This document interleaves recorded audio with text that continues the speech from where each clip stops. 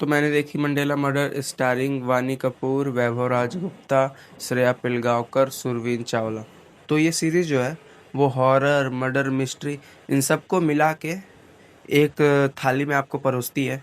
और ये कैसी बनी है, अच्छी लगती है कि नहीं, बात करते हैं। तो उसके लिए पूरी वीडियो देखो।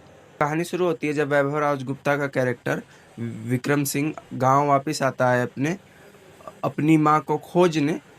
तो फिर उसके बाद धीरे धीरे एक मर्डर होता है, फिर दूसरा होता है, फिर तीसरा होता है।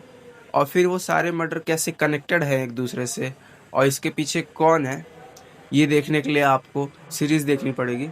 तो ओवरऑल मैं बताऊं, सीरीज मेरे को पसंद आई।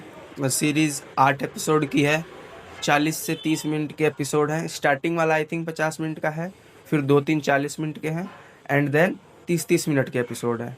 तो बात करें पहले सीरीज में जो चीज़ें मुझे पसंद आई, तो उनमें से सबसे पहले होना चाहिए जो एनवायरनमेंट है, वो जहाँ चंद्रदासपुर आई थिंक जगह का नाम रखा गया है।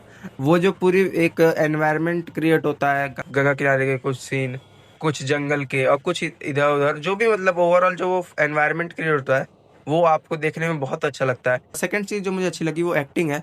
जैसे कि हमारे रघुवीर यादव जी पंचायत से, वैभव राजगुप्ता गुल्लक से, श्रेया पिलगांवकर ताज़ा खबर, सुरवीन चावला आपको नेटफ्लिक्स की बहुत सारी सीरीज में दिख जाएंगी। जैसे लेटेस्ट मुझे याद आ रहा है राना नायडू, और वानी कपूर तो मतलब है ही एक्ट्रेस अच्छी।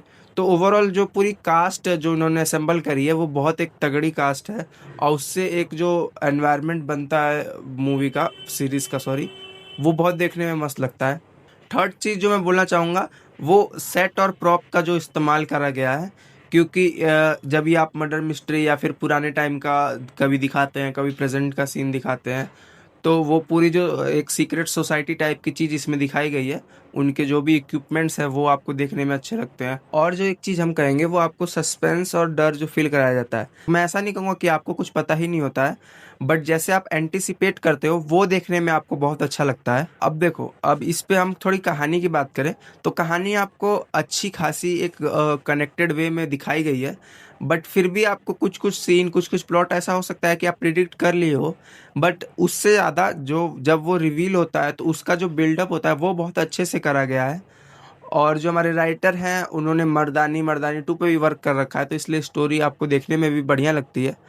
बाकी ओवरऑल पूरी सीरीज अच्छी है। जो चीज़ मुझे थोड़ा बहुत आपको हो सकता है पसंद ना आए, वो आई थिंक पहली होगी पेसिंग। क्योंकि सीरीज जो है स्टार्टिंग के मतलब बहुत एपिसोड तक आपको लगेगा कि बिल्ड हो रहा है, फिर जैसे सीरीज एक एपिसोड में कुछ बिल्ड करती है उसको थोड़ा सा रिवील करेगी, फिर एक एपिसोड, तो ऐसे चलते जा रही थी।